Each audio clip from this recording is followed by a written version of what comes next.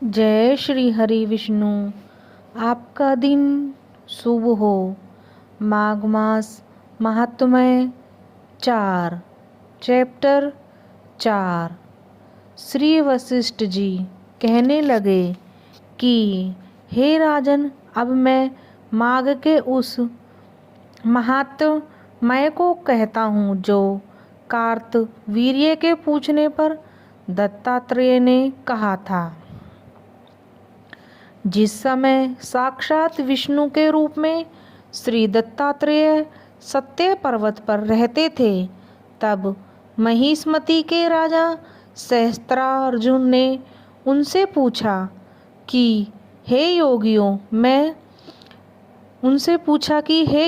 में श्रेष्ठ दत्तात्रेय जी, मैंने सब धर्म सुने हैं, अब आप कृपा करके मुझे माघ मास का महात्म्य कहिए। तब दत्तात्रेय जी बोले, जो नारद जी से ब्रह्मा जी ने कहा था वह माघ महात्म्य मैं तुमसे कहता हूँ।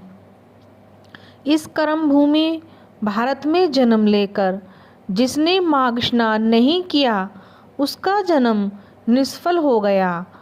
भगवान की प्रसन्नता, पापों के नाश और स्वर्ग की प्राप्ति के लिए माघ स्नान अवश्य करना चाहिए।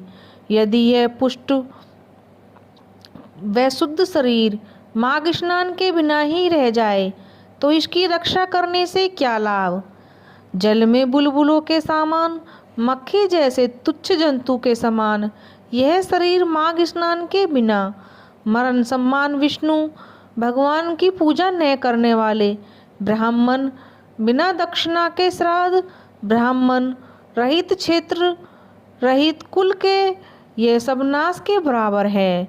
गर्भ में धर्म का क्रोध से तप का, गुरुजनों की सेवा न करने से स्त्री तथा ब्रह्मचारी बिना जली अग्नि से हवन और बिना साक्षी के मुक्ति का नाश हो जाता है।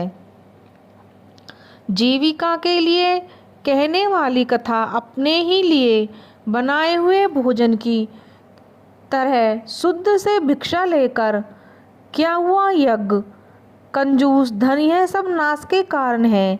बिना अभ्यास और आलस वाली विद्या, असत्यवाणी, विरोध करने वाला राजा, जीविका के लिए तीर्थ यात्रा, व्रत, संदेह युक्त मंत्र का जप, व्यग्र चित्र होकर जप करना, वेद जानने वाले को दान देना, संसार में नास्तिक मत ग्रहण करना, श्रद्धा बिना धार्मिक क्रिया, यह सब व्यर्थ है।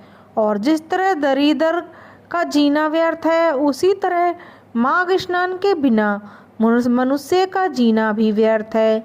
ब्रह्मघाती, सोना चुराने वाला, मदिरा शराब पीने वाला, गुरु पत्नीगामी और इन चारों की संगति करने वाला माघ स्नान से पवित्र होता है। जल कहता है कि सूर्य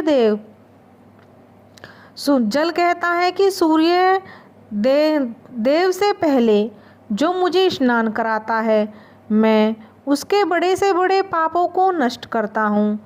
महापातक भी स्नान करने से भस्म हो जाते हैं। माघ मास के स्नान का जब समय आता है तब सब पाप अपने आप नाश के भय से कांप जाते हैं।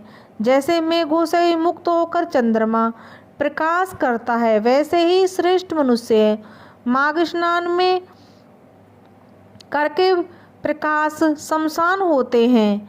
काया वाचा मनसा से किए हुए छोटे या बड़े, नए पुराने सभी पाप स्नान से नष्ट हो जाते हैं। आलस्य में बिना जाने जो पाप किए हैं वह भी नाश को प्राप्त होते हैं।